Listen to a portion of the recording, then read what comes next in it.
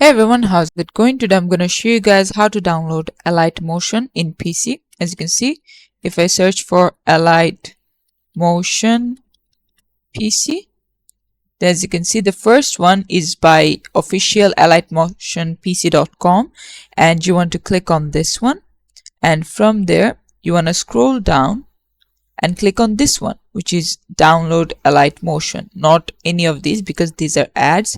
You want to click on this green button and then cross this ad, and from there it's gonna start downloading. And once it's downloaded, just click on it, and you can if it's a zip, then you can unzip it, and if it's a direct file, you can directly use it. But after that, what you need to do is click on download BlueStacks, or you could also download LD Player or MemoPlay, anything else.